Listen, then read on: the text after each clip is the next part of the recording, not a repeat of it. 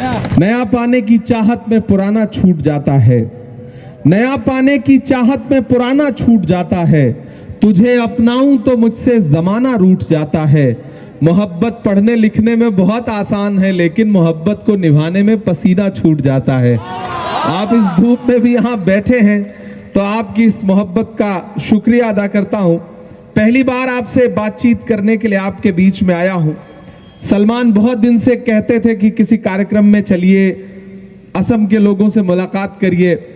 मुझे याद है कि 2021 में शायद हम लोग आए थे, जब धौलपुर के दरांग में एक किसी एविक्शन के दौरान पुलिस की गोली के शिकार हुए कि एक इंसान पे, जिस पे उसकी लाश पे एक फोटोग्राफर उछल रहा था। वो विजुअल जब हम लोगों के सामने आया था तो हम उससे मुलाकात करने के लिए आए थे, और उसके बाद आज आपसे मुलाकात हो रही है। असम के साथियों, आज का जो कार्यक्रम है और इसका जो टॉपिक है, सेव कॉन्स्टिट्यूशन, सेव डेमोक्रेसी, ये जो टॉपिक है ये बहुत जरूरी टॉपिक है और इस पे थोड़ी देर आपसे बात करना चाहता हूं मैं। कभी वसीम बरेलवी ने एक शेर कहा कि घर सजाने का तसव्वुर तो बहुत बात का है, पहले यह तय हो कि इस घर को बचाएं कैसे। वो लोकतंत्र, वो कॉन्स्टिट्यूशन जिसे डॉक्टर बाबा साहब अम्बेडकर ने, महात्मा गांधी जी ने, पंडित जवाहरलाल नेहरू जी ने, मौलाना आजाद साहब ने बड़ी कोशिशों के बाद, बड़े संघर्षों के बाद हमें दिया। आज खतरा उस संविधान पर है, आज खतरा उस लोकतंत्र पर है, चाहे वो दिल्ली में बैठा हुआ हाकिम हो या फिर गुवाहाटी में बैठा हुआ हाकिम हो। उसे ये लगता है कि संविधान तो उसके जेब की चीज है, वो जैसे चाहेगा संविधान के साथ खेलेगा और कोई कुछ नहीं बोलेगा। तो हम उसे बताना चाहते हैं कि नहीं, संविधान डॉक्टर बाबा साहब अंबेडकर के सपनों का संविधान है। इसे अगर कोई भी कुचलने की कोशिश करेगा तो कम से कम कांग्रेस पार्टी और कांग्रेस पार्टी का एक एक सिपाही सामने खड़ा हो जाएगा उस संविधान को बचाने के लिए, उस लोकतंत्र को बचाने के लिए, जिसके लिए न जाने कितने लोगों ने कुर्बानियां दी। हजारों हजार लोग मारे गए, लाखों लोग मारे गए। पंडित जवाहरलाल नेहरू जैसा नेता 3259 दिन जेल में रहा इस देश को आजादी दिलाने के लिए। मौलाना आजाद सालों साल जेल में रहे। महात्मा गांधी ने पूरी जिंदगी न्यौछावर कर दी इस देश के लिए। और आज जो ये नए नए नेता सत्ता पे बैठ गए, उन्हें लगता है कि संविधान उनकी बपौती है, उन्हें लगता है कि लोकतंत्र उनकी बपौती है।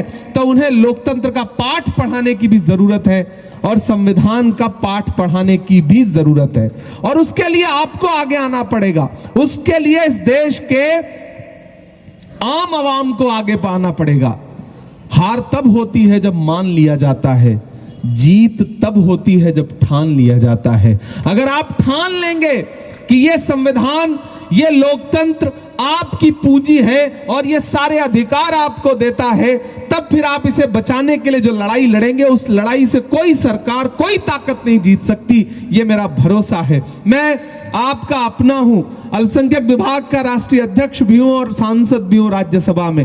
हम और गौरव भाई इस बात के गवाह हैं कि हम किस तरह से देश की संसद में, चाहे वो लोकसभा हो चाहे राज्यसभा हो, लोकसभा में राहुल गांधी जी के कंधे से कंधा मिलाकर के गौरव गोगोई जिस अंदाज में लड़ते हैं, तो हमें फख्र होता है कि असम का जो गौरव गोगोई है वो पूरे देश का गौरव है और ये गौरव इसी तरह से मजबूती के साथ आगे बढ़ता रहे। हम इस दुआ के साथ भी हैं और अच्छा लगता है कि जो कोई नई नस्ल में नया खून, नई जोश, नई ऊर्जा के साथ आगे आता है। और गौरव भाई, मुझे तो अच्छा लगता है आपसे आज असम में खड़ा हूं, गुवाहाटी में खड़ा हूं, दिसपुर में खड़ा हूं, तो मेरा मन कर रहा है मैं ये बात कह दूं। देखो, आप इस प्रदेश के मुख्यमंत्री को देखो और फिर गौरव को देखो। किस इंसान को देख के आपको लगेगा कि शरीफ इंसान, अच्छा इंसान, भोला इंसान, इंसानियत किसके अंदर है, आपको समझ में आ जाएगा। तो गौरव भाई को देख के ही आपको लगता है कि एक आदमी जो मानवता और इंसानियत से भरपूर है, लोकतंत्र को समझता है, छोटे बड़े का सम्मान करता है। वरना मुख्यमंत्री की भाषा तो आप सारे लोग देख रहे हैं। लेकिन मैं तो हमेशा यह बात कहता हूं कि साथियों, जब कोई पहाड़ पर चढ़ता है ना, तो वो अकड़ कर चढ़ता है। मेरी बात को बहुत गंभीरता से सुनिएगा कि जब पहाड़ पर चढ़ता है कोई ना तो झुक के चढ़ता है, वो झुक के चढ़ेंगे तभी आप पहाड़ पे चढ़ पाएंगे। और जब कोई पहाड़ से उतरता है ना तो वो बिल्कुल अकड़ के उतरता है कि कहीं हम गिर ना जाएं। ये कहानी इसलिए बता रहा हूं कि वो जो अकड़ के चल रहे हैं ना, अब उनके पहाड़ से उतरने का वक्त है, अब उनके सत्ता से उतरने का वक्त है। और उन्हें यह लगता है कि प्रशासन, शासन, सत्ता सब उनके पास है तो उन्हें बताया जाए कि गमों की आंच में भी मुस्कुरा कर चलना पड़ता है। ये दुनिया है, यहां चेहरा सजा कर चलना पड़ता है। तुम्हारा कद मेरे कद से बहुत ऊंचा सही, लेकिन चढ़ाई पर कमर सबको झुका कर चलना पड़ता है। आपको भी चलना पड़ेगा। ये जो आप घमंड की भाषा बोलते हैं, ये जो आप लोकतंत्र को कुचलने की भाषा बोलते हैं, लोकतंत्र और संविधान में इस भाषा के लिए, इस जबान के लिए कोई स्थान नहीं है। और आपको बहुत जल्द आने वाले दिनों में असम की जनता यह बताएगी, चाहे वो अपर असम हो, चाहे लोअर असम हो, चाहे बराक वैली हो। कांग्रेस के सिपाही हर जगह आने वाले चुनावों का इंतजार भी कर रहे हैं। और आने वाले चुनाव में असम में यह स्थापित होगा कि लोकतंत्र जो है वो बचाने का जिम्मा कांग्रेस पार्टी को देने जा रही है, कांग्रेस की, यहां के असम की जनता। साथियों, आप अल्पसंख्यक विभाग के साथी हैं। पिछले 10 साल में भारतीय जनता पार्टी की सरकार ने, चाहे इससे पहले के मुख्यमंत्री हो या फिर पर्ची से ये जो मुख्यमंत्री बनाए गए हैं चंद लोगों की पसंद पर, जिन्हें खुद मुझे लगता है भाजपा के लोग पसंद नहीं करते, लेकिन बना दिए गए, किस्मत चमका तो बन गए। इस 10 साल में चाहे पुरानी सरकार रही हो या मौजूदा सरकार रही हो, डेवलपमेंट के नाम पे असम को सिर्फ लूटने का काम किया गया है। कोई विकास नहीं हुआ है। राहुल गांधी जी ने इसी असम में खड़े होकर कहा था कि असम की सरकार देश की सबसे भ्रष्ट सरकार है। और जो राहुल गांधी जी ने कहा है उसे पत्थर की लकीर समझिए, क्योंकि राहुल गांधी जी का जो विजन है, राहुल गांधी जी जब यहां न्याय यात्रा लेकर के आए तो जिस तरह से असम की जनता ने उस न्याय यात्रा में शामिल होकर के उनका साथ दिया, उनका सपोर्ट किया, उससे बौखलाई हुई सरकार आज भी बौखलाई हुई है। तो आपको याद रखना है कि किस तरह से राहुल गांधी यहां पर आए और राहुल गांधी जी ने यहां की जनता से जो बात कही है, उस बात को अमली जामा पहनाने के दिन अब आप आने वाले हैं। और गौरव भाई, अभी आप बोल रहे थे, असमी में बोल रहे थे, मैं पूरी तरह से भाषा नहीं समझ रहा था, लेकिन जितना समझ पा रहा था और सामने जनता की जो तालियां थी वो दोनों मिलकर जितना मैं समझ पा रहा था, तो मैं तो ये कहना चाहता हूं कि वो जो आप पर, आपके परिवार पर हमले कर रहे हैं, उनसे चिंतित होने की जरूरत नहीं, घबराने की जरूरत नहीं है। परिवार पर हमला वही करता है जो डरा हुआ होता है। राजा डरा हुआ है, राजा डरा हुआ है, वो जानता है कि गौरव गोगोई से लड़ना है, जीत पाएंगे नहीं तो परिवार पे हमला करो, पत्नी पे, बच्चों पे, परिवार पे, रिश्तेदारों पे। ये बहादुरों की निशानी नहीं है, ये बुजदिलों की निशानी है, ये कमजोरों की निशानी है कि जब परिवार पर कोई हमला करना शुरू कर देना तो समझ लीजिए कि वो अंदर से डर गया है। उसे आने वाले 1 साल बाद की आहट सुनाई पड़ रही है, जब असम में ना तो वो मुख्यमंत्री रह जाएंगे, ना मंत्री रह जाएंगे, ना विधायक रह जाएंगे। ये आने वाले दिन की आहट है जिसको वो महसूस कर रहे हैं। और इसके लिए आप सबको कमर कसनी है साथियों, इसके लिए आपको पूरी मजबूती के साथ ये एहसास दिलाना है सरकार को कि संविधान बचाने के लिए और जमहूरियत बचाने के लिए, लोकतंत्र बचाने के लिए जो भी कुर्बानी कांग्रेस पार्टी के एक एक कार्यकर्ता को देनी पड़ेगी, हम वो देंगे। और मैं यहां अगर आज आया हूं तो मेरे आने का मकसद और मतलब समझिएगा। हमारी पार्टी, हमारे नेता राहुल गांधी जी ने अभी जल्द ही सबसे यह बात कही कि आने वाली जो सरकार बनने जा रही है वो असम में कांग्रेस पार्टी की सरकार बनेगी, कोई ताकत उसे रोक नहीं पाएगी। जनता में भयंकर गुस्सा है। ये नफरत की राजनीति करने वाले, हिंदू मुसलमान की राजनीति करने वाले लोगों के दिन अब लदने वाले हैं। मोहब्बत की दुकान खुलेगी और असम में सिर्फ मोहब्बत की दुकान नहीं खुलेगी, मोहब्बत का शोरूम खुलेगा। कोई नहीं रोक पाएगा उसे। मैंने देखा है राहुल गांधी के साथ कन्याकुमारी से कश्मीर चल के, यहां मीडिया के साथी मौजूद हैं। बताइए मुझे, इस देश में कोई नेता है जो मोहब्बत के लिए अपने पैर के छालों की परवाह किए बगैर 4000 किलोमीटर पैदल चले? यही नरेंद्र मोदी जी यही अमित शाह साहब कहते थे कि राहुल गांधी तो शहजादे हैं, राहुल गांधी तो राजकुमार हैं, कहते थे कि नहीं कहते थे? लेकिन मुझे बताओ, देखा है दुनिया में ऐसा कोई शहजादा, ऐसा कोई राजकुमार जो 4000 किलोमीटर पैदल चले, सड़कों की धूल फांकता हुआ, बस एक नारा लगाता हुआ कि नफरत छोड़ो भारत जोड़ो, बस एक नारा लगाता हुआ कि मुझे नफरत के बाजार में मोहब्बत की दुकान खोलनी है? नहीं देखा होगा आपने। और नरेंद्र मोदी जी, आप जब 10 लाख का सूट पहन के ये कहते हैं कि राहुल गांधी तो शहजादे हैं, तो मैं आपसे कहना चाहता हूं कि आप तो 10 लाख का सूट पहनते हैं, हमारा जो शहजादा है वो एक टी-शर्ट और एक ट्राउजर में पूरे हिंदुस्तान की सड़कों की खाक छानता है, लोगों को गले से लगाता है, करोड़ों लोगों से मिलता है। अगर शहजादे ऐसे होते हैं, अगर राजकुमार ऐसे होते हैं, तो हम ऐसे राजकुमार को अपनी पलकों पर बिठाने के लिए तैयार हैं। हमें ऐसे ही राजकुमार की जरूरत है। मैं चला हूं राहुल गांधी के साथ, मैंने देखे हैं उनके पांव के छाले। जब मैं चलता था तो मीडिया के साथी मुझसे कहते थे कि इमरान साहब आप तो शायर हैं, सांसद बाद में हैं, आप राहुल गांधी के कंधे से कंधा मिला के चल रहे हैं, आप क्या कहेंगे? तब मैं उनसे कहता था कि जो हर जालिम से टकराएगी वो आंधी बनाऊंगा, जो हर जालिम से टकराएगी वो आंधी बनाऊंगा। नए अंग्रेज आए हैं, नया गांधी बनाऊंगा। वो नया गांधी जो पहले कन्याकुमारी से कश्मीर चला, फिर मणिपुर से मुंबई तक 6700 किलोमीटर, 6700 किलोमीटर आपके बीच में फिर आया यात्रा लेकर के, भारत जोड़ो न्याय यात्रा, और असम में भी आया। साथियों, राहुल गांधी जी की जो सोच है, हम उनके सिपाही हैं। गौरव भाई उनके सिपाही हैं, रकीबुद्दीन साहब उनके सिपाही हैं, सलमान हो, असलम साहब हो, हमारे सारे एमएलएज हो, यहां पर जो यूथ कांग्रेस के साथी खड़े हैं, एनएसयूआई के साथी खड़े हैं, अल्पसंख्यक विभाग के साथी खड़े हैं, मेन कांग्रेस के जो साथी खड़े हैं, सेवा दल के जो साथी हैं, हम सब राहुल गांधी के सिपाही हैं।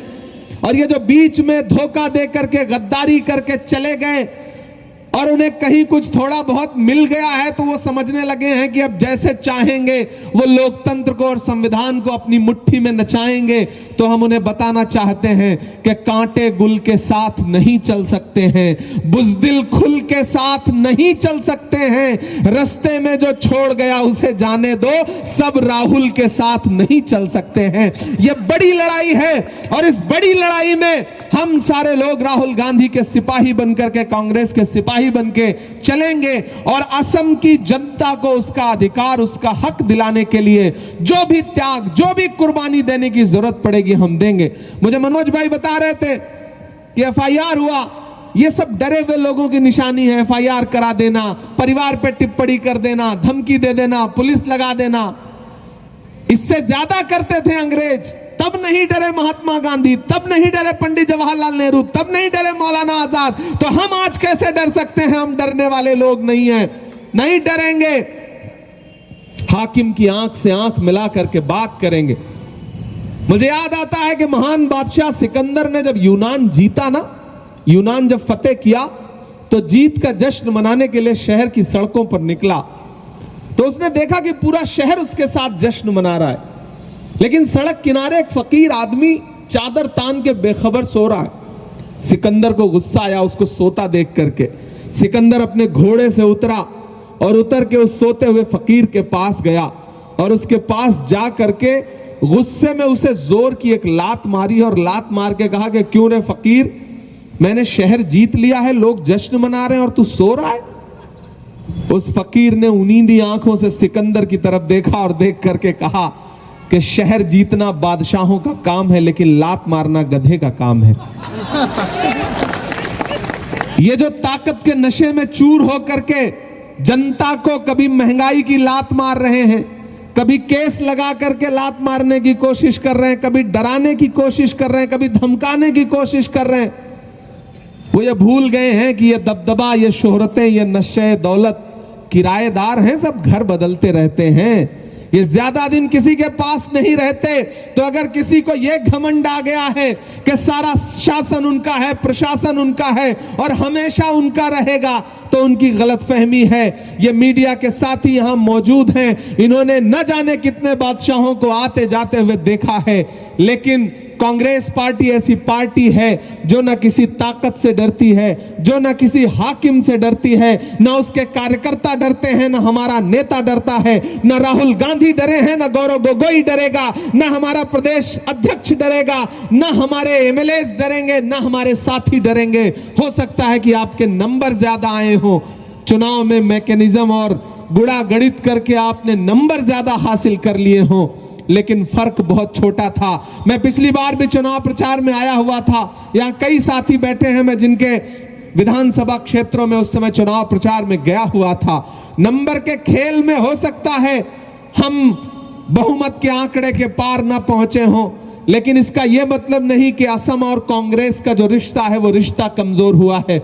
आपकी लड़ाई पार्लियामेंट में खड़े होकर के असम के जो भी एमपीज हैं मजबूती के साथ लड़ रहे हैं, और इस चुनाव में भी जब जोरहाट में हमारे साथी गौरव गोगोई को हराने की पूरी साजिश के लिए मशीनरी लग गई, तब भी असम की जनता ने दिखा दिया कि किस तरह से गौरव गोगोई को यहां की आवाम प्यार करती है। तुम मशीनरी लगा सकते हो, पुलिस लगा सकते हो, प्रशासन लगा सकते हो, लेकिन लोगों के दिलों से कांग्रेस पार्टी के नेताओं को नहीं निकाल सकते हो।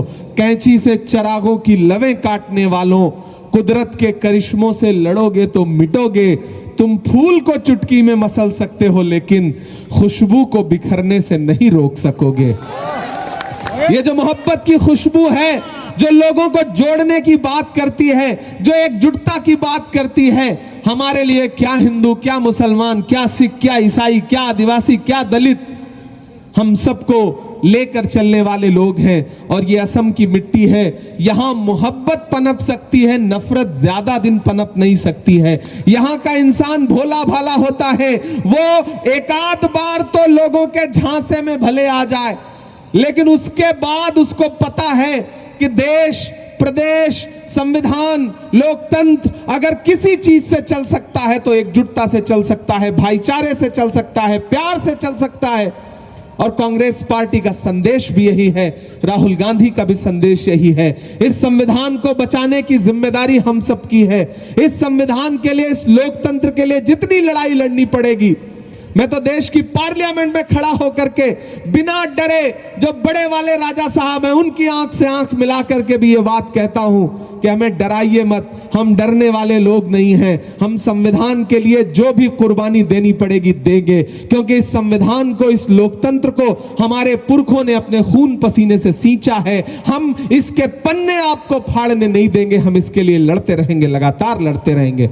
साथियों, बहुत लंबा भाषण नहीं देना है, आप पिछले कई घंटे से आए हुए, बस आपसे इतना कहना चाहता हूं कि अल्पसंख्यक विभाग के राष्ट्रीय अध्यक्ष की हैसियत से मुझे पता है कि इस सूबे में जिस तरह से अल्पसंख्यकों के खिलाफ जिस जहरीली भाषा का इस्तेमाल करते हैं मुखिया यहाँ के सूबे के, वो न तो लोकतंत्र के लिहाज से सही है, न संविधान के लिहाज से सही है। लोग नफरत की राजनीति सत्ता पर पहुंचने के लिए करते हैं। आपके सूबे के मुख्यमंत्री सत्ता पर पहुंचने के बाद जो नफरत की राजनीति कर रहे हैं, उसके दिन ज्यादा नहीं है। इसलिए मैं आप सबसे अपील करूंगा कि अपने मन में जो बैठी हुई शंका और चिंता है ना, उसे निकालिए। चुनाव की तैयारी के लिए जुटिए, संविधान बचाने की तैयारी के लिए जुटिए।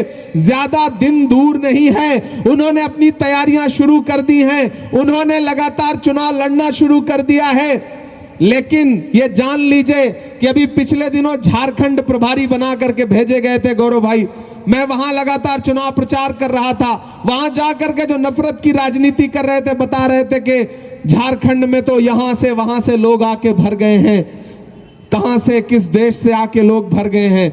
मैं बस एक दिन एक चुनाव प्रचार में गया और मैं अपने हाथ में भारत का नक्शा लेकर के गया और मैं लोगों से कहा कि असम के मुख्यमंत्री साहब आके कह रहे हैं कि झारखंड में किसी दूसरे देश के शरणार्थी आके रह रहे हैं, तो मैं तो ये नक्शा लेकर के खड़ा हूं और उनसे पूछना चाहता हूं कि वो बताएं कि झारखंड की कौन सी सीमा है जो किसी दूसरे देश से जाकर के लगती है। अगर झारखंड की सीमा किसी दूसरे देश से जाके जुड़ती ही नहीं है, तो इतने सारे शरणार्थी अगर यहां आ गए तो फिर आपका गृह मंत्रालय क्या कर रहा था, गृह मंत्री क्या कर रहे थे? उनको तो इस्तीफा दे देना चाहिए। उसके बाद से उन्होंने ये भाषण देना बंद कर दिया। और मैं तो झारखंड की जनता का धन्यवाद अदा करता हूं कि अपना पूरा पैसा, पूरी मशीनरी, पूरा तंत्र लेकर के गए थे झारखंड जितवाने। झारखंड वालों ने उनके अरमानों को खंड खंड करके वापस फिर से उन्हें भेज दिया और उनसे कह दिया कि जाइए असम में नफरत की राजनीति करिए, आपकी राजनीति को झारखंड में नहीं पनपने दिया जाएगा। एक सबूत बना करके, एक संदेशा देकर के झारखंड ने वापस कर दिया है। अब आपको यहां से बोरिया बिस्तर बांधना है, आपको तैयारी करना है। मैं जानता हूं आप आम लोग नहीं हैं, इसमें अल्पसंख्यक विभाग के पदाधिकारी बैठे हुए हैं, अपने अपने जिले से आए हुए, अलग अलग जिले से, कई कई 100 किलोमीटर दूर से आए हुए साथी यहां पे बैठे हैं। मैं इसे मीटिंग के तौर पर आपको यह भरोसा दिलाते हुए कह रहा हूं कि हम और गौरव भाई आ रहे थे तो हमारी बातचीत भी हो रही थी, रकीबुद्दीन भाई भी थे, हम लोग बात कर रहे थे कि आने वाले कुछ दिनों में हम जिलेवार पूरे प्रदेश में चलेंगे, लोगों के बीच में जाएंगे, लोगों का जो भरोसा टूटा है उसे बहाल करने के लिए केंद्रीय नेतृत्व से बात करके जितना हो सकेगा पूरी कांग्रेस पार्टी, पूरी एआईसीसी पूरे असम में मजबूती के साथ यहां की टीम को सपोर्ट करेगी और हम इलेक्शन जीत करके आने वाले दिनों में यहां सरकार बनाएंगे। कोई ताकत हमें रोक नहीं सकती है। आप सबका योगदान बहुत बड़ा है साथियों। देखिए, सिर्फ नेता नेता नहीं होता।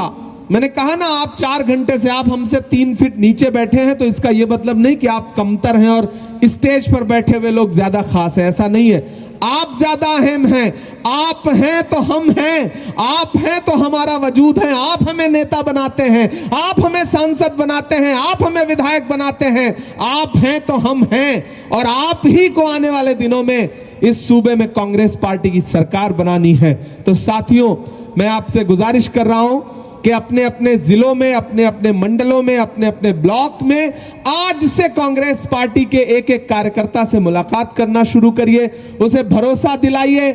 सलमान आपके स्टेट चेयरमैन हैं, कोई भी दिक्कत होती है ये आपके साथ खड़े मिलेंगे। वरना दिल्ली अगर आपको हमारी जरूरत लगती है तो हमारे दरवाजे भी और गौरव भाई के दरवाजे भी यहां तो खुले ही हैं, वहां भी खुले मिलेंगे। हम आपके मुद्दे पर सड़क से संसद तक हर लम्हा इस लड़ाई को लड़ने के लिए तैयार हैं। ये जो भ्रष्टाचार की सरकार है, ये जो हिंदू मुस्लिम की राजनीति करके नफरत फैलाने वाली सरकार है, इसका जवाब मोहब्बत और हिम्मत से देने की जरूरत है। तो मैं आप साथियों से कहना चाहता हूं कि असम के दोस्तों, जो विकास का काम, जो मोहब्बत का काम इस सूबे में कांग्रेस पार्टी की सरकार ने किया है, उसे पूरा असम याद कर रहा है और वो दिन फिर से वापस लाने की जरूरत है। इसलिए बहुत लंबा चौड़ा भाषण नहीं देना है। आपसे अंत में बस एक कहानी आपको सुना करके आपसे विदा लूंगा। आप ये मत समझिएगा कि आपका योगदान कम है, आपका योगदान बहुत बड़ा है, आपकी भूमिका बहुत बड़ी है। बस आपको यह समझना है कि आपके बिना समर्थन के कोई चुनाव, कोई राजनीति, कोई पार्टी नहीं चल सकती है। एक जंगल में आग लगी थी, जंगल के जानवर जंगल छोड़ के भाग रहे थे, परिंदे जंगल छोड़ के भाग रहे थे। एक नन्ही सी छोटी सी गौरैया, एक परिंदा होता है छोटा सा, वो अपने जलते हुए घरौंदे को देख रही थी, अपने छोटे से घोंसले को जलते हुए देख रही थी। पड़ोस के जंगल की डाल पर बैठ करके वो जब अपने जंगल को जलते और अपने घर को जलते देख रही थी तो उसने सोचा कि ऐसे देखने से काम नहीं चलेगा। पड़ोस में जंगल जो था उसमें एक तालाब था, वो उड़ के उस तालाब पर गई और अपनी चोंच में जो 2-3 बूंद पानी भर सकती थी वो पानी लेकर के उड़ती हुई आग, दहकते हुए आग के ऊपर आई और अपनी चोंच का 2-3 बूंद पानी छोड़ दिया। फिर गई, फिर अपनी चोंच में पानी लेकर के आई, दहकती आग के ऊपर छोड़ दिया। फिर गई, फिर पानी लेकर के आई। जब ये करते करते वो बहुत थक गई तो पड़ोस के जंगल की एक डाल पे बैठ के सुस्ताने लगी। तो वहां बैठे अजगर ने उससे कहा, क्यों री गौरैया, तुझे क्या लगता है तेरे 2 बूंद पानी से जंगल की इतनी बड़ी आग बुझ जाएगी? तो गौरैया के जवाब को अपना जवाब समझना। गौरैया ने कहा, मुझे यह पता है कि मेरे 2 बूंद पानी से शायद जंगल की इतनी बड़ी आग न बुझे, लेकिन उससे भी बड़ी बात मुझे यह पता है कि आने वाले दिनों में जब जंगल का इतिहास लिखा जाएगा तो मेरा नाम आग लगाने वालों में नहीं बल्कि आग बुझाने वालों में लिखा जाएगा। मैं उस कोशिश के लिए काम कर रही हूं। तो आप सारे साथियों को ये जो नफरत की आग लगाई गई है पूरे देश में, इसको बुझाने के लिए, संविधान को बचाने के लिए, लोग कहते हैं संविधान को कैसे कोई खतरा हो सकता है। मैंने तो गौरव भाई अभी एक इंटरव्यू में यह बात कही कि नरेंद्र मोदी जी जब कोई काम करते हैं तो उनके इवेंट की आहट देख के समझ जाइए कि खतरा किसको है। 10 साल पहले 2014 में जब वो देश की पार्लियामेंट में पहली बार आए थे तो उन्होंने देश की संसद की सीढ़ियों पे मत्था टेका था। याद है आपको? 2014 में सारे जो एमएलएस बैठे हैं, याद करिए कि पार्लियामेंट में इंटर करने से पहले, घुसने से पहले उन्होंने मीडिया के कैमरों की मौजूदगी में देश की संसद को माथा टेका था। देखा था आप सबने। फिर हुआ यह कि 10 साल के अंदर वो संसद ही बदल दी। इस बार उन्होंने संविधान को माथा टेका है। खतरा संविधान पे बढ़ गया है। संविधान बचाने की लड़ाई हमको, आपको, गौरव भाई को, सबको, सारे एमएलएस को बहुत मजबूती के साथ लड़नी पड़ेगी। उस खतरे को पहचान के लड़ना पड़ेगा और जब आप खतरा पहचान लेते हैं तो फिर आपको जीतने से कोई रोक नहीं सकता है। बहुत शुक्रिया अदा करता हूं, आप इस दोपहरी में भी बड़ी तादाद में प्रदेश के अलग अलग कोनों से यहां पर चल के आए। आज आप यहां आए हैं, अब हम लोगों की बारी है। अब हम और गौरव भाई और पूरा अल्पसंख्यक विभाग आपके दरवाजे तक पहुंचने की कोशिश करेगा। हर जिलेवार हम आपके बीच में आएंगे, रमजान के बीच में भी आएंगे और उसके बाद के कार्यक्रमों में भी आपके बीच आते रहेंगे। इन्हीं बातों के साथ मैं आपसे अच्छा नज्म भी सुनानी पड़ेगी। अच्छा नज्म भी सुना देता हूं। मैं सोच रहा था कि छूट जाऊंगा लेकिन आपका हुक्म है तो मैं सुना देता हूं। मत समझना डराने से डर जाएंगे, मत समझना डराने से डर जाएंगे, अब के सारी हदों से गुजर जाएंगे। मत समझना डराने से डर जाएंगे, अब के सारी हदों से गुजर जाएंगे। मौत के नाम का खौफ देता है क्यों, मौत के नाम का खौफ देता है क्यों, मौत जिस रोज आएगी मर जाएंगे। मत समझना कि हमने जमजम दिया, आबे गंगा दिया, तुमने भारत को दंगा ही दंगा दिया। तुमने एक रंग के ख्वाब देखे मगर हमने हिंदुस्तान को तिरंगा दिया। ये तिरंगा बदन पर लपेटे हुए एक दिन इस जमीन में उतर जाएंगे। मत समझना डराने से डर जाएंगे। और पूरी कांग्रेस पार्टी की तरफ से मैं आखिर में सिर्फ 4 लाइनें पढ़ रहा हूं। एक बार जोरदार ताली बजा करके मुझे आदेश दीजिए।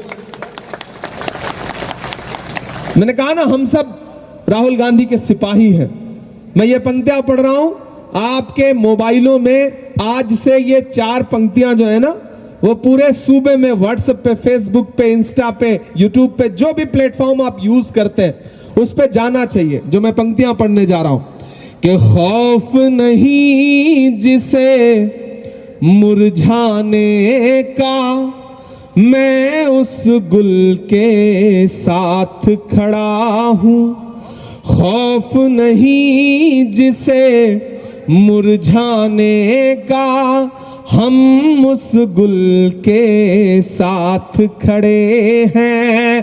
खौफ नहीं जिसे मुरझाने का, हम उस गुल के साथ खड़े हैं।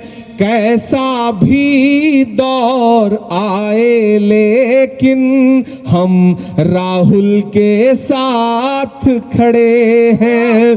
कैसा भी दौर आए लेकिन हम राहुल के साथ खड़े हैं। कल भी खुल के साथ खड़े थे, आज भी खुल के साथ खड़े हैं। कैसा भी दौर आए लेकिन हम राहुल के साथ खड़े हैं। असम अल्पसंख्यक विभाग के अध्यक्ष असलम